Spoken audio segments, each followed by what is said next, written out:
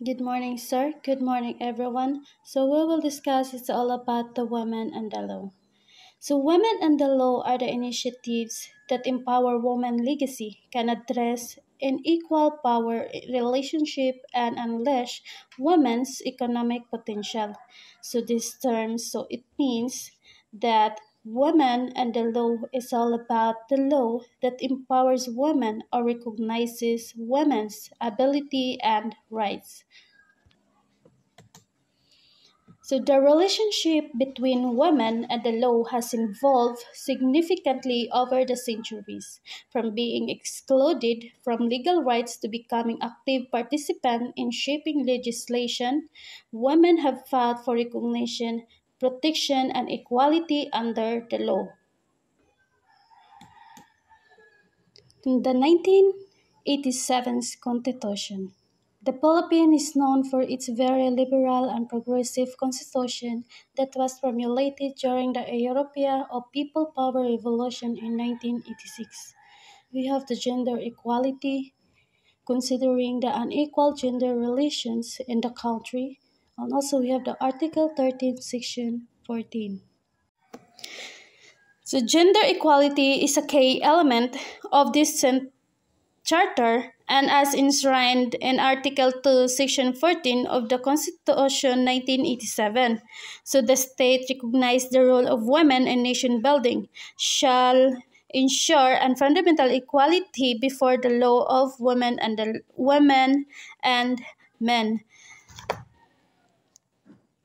Considering the equal gender relation in the country, the Constitution further provided for women representation as one of the nine marginalized sectors in the religious legislature through the party-list system, which should cover 20% of the lower house.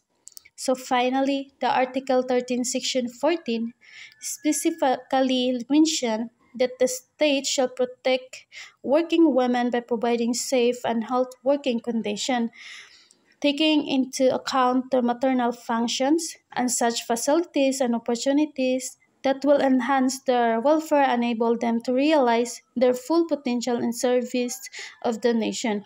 So the Article 13 Section 14 is din giwala na diri ang pagdili pantay-pantay na sa mga babae at lalaki. So this constitution is pantay-pantay na jud ang mga babae ug lalaki din niya. Kung unsa tong mabuhat sa kung ano yung magagawa ng mga lalaki is nagagawa na rin ng mga babae. Pareha karon. Nanay karapatan ang babae mo boto. Nananapoy karapatan ang babae mo mo dagan or mo lead sa ilahang barangay or sa nation on all the world. Next, various law promoting gender equality. The legal framework provided for by the 1987 Constitution resulted to various legislations promoting gender equality. This legislation include the following. First is the Local Government Code of 1991. This Local Government Code of 1991 provides for the election of sectoral representation, including women in local legislative council. So this Local Government Code 1991 is dinhina gitagaan na giapil na ang mga kababaihan nga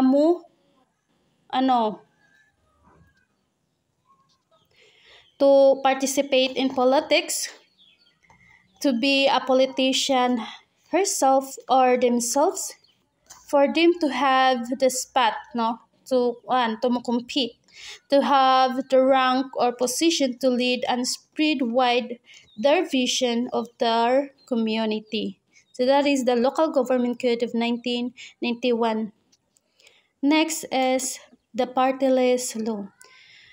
Party-list laws provides for the creation of women-oriented or women-based parties to compete under the party-list system. Woman is one of the 9 sectors identified in the law. Party-list law, so it is not new to us that party lists are mostly led by men and most of the members are men also. But with this party list law, it protects the rights of women to create and form an organization with women, and also who share the same interest of providing more protection and security for their other with their co-women. Dili sa party list law no is so mono to kung ingon gaina nga pwede na mo mudagan ang mga kababaihan karon sa atong kuan na mo sila ang mo lead sa tuang tanan para karon is nanay karapatan ang babae mo boto. So mo na to kung iyon gaina nga we have the equal na karon kung ano yung magagawa ng mga lalaki is nagagawa na rin yung mga babae. Before kasi is diri sa party list law is yung mga lalaki lang ang pwedeng bumoto, pwedeng tumakbo bilang isang presidente or ano ba dyan. But now because of this law, so we have the equal na rights. We have the equal rights for now. Next is the labor code. Labor Code 1989 covers issues such as night work prohibition, specifies that employers must provide special facilities for women, prohibition of discrimination against women, and respect to terms and conditions of employment, and prohibition of discrimination by reason of marriage of a woman worker. So the Labor Code 1989 Republic Act 6725, which approved on May 12, 1989, prohibited employers' discrimination against female employees with respect to terms and conditions of employment solely on account of their sex. And despite of this gender discrimination, stereotyping, exploitation, and abuse of women continue to exist and pervade in our societies or cultural sphere. Next is the Women and the Nation Building Law, which is reported by Bolondro. Women and Nation Building Law, Republic Act 7192, 1991. Is an act promoting that integration of women as full and equal partners of men in development and nation building. Also known as the Women in the Development and Nation Building Act, nag-ensure siya nga ang mga babae dapat ay equal partners sa mga lalaki para sa nation building and development activities. 1988 Comprehensive Agrarian Reform Law give Filipino women the rights to own land that previously reverted to sons and other male family members. Naghatag sila sa mga Filipino women the right to own a land which was previously passed sa mga lalaki o sa mga anak na lalaki. This law is nag-promote siya og equality in property ownership. Republic Act 7688-1994, an act giving representation to women in Social Security Commission. This law is nag-provide siya og representation for women in the Social Security Commission, ensuring na ilang voice are heard in Social Security policies. Anti-Sexual Harassment Law RA 7877-1995, an act harassment to be unlawful in the employment, education, or training environment. This law makes a sexual harassment illegal in any workplace or school or training environment, meaning dili pwede nga magbuhat og harassment sa trabaho, eskwelahan, or bisan sa training. Ang purpose ani nga law is to protect people, especially ang mga babae, from unwanted sexual advance or action na maka-uncomfortable sa ilaha. Republic Act 7822, 1995. This act provides assistance to women who are engaged in micro and cottage business enterprises. Kini nga law is naghatag og tabang sa mga babae nga gusto magnegosyo bisan gamay lang nga business like sari-sari store or handicrafts. Ang goal ani is matabangan ang mga babae to become financially independent and improve livelihood. Republic Act 8353, 1997.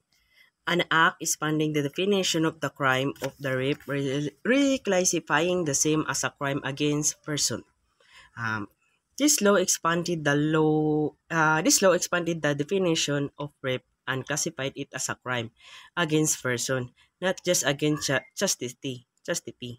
So na ang rape was seen as a moral offense lang, pero karon under this law it is treated as a serious crime against the victim person.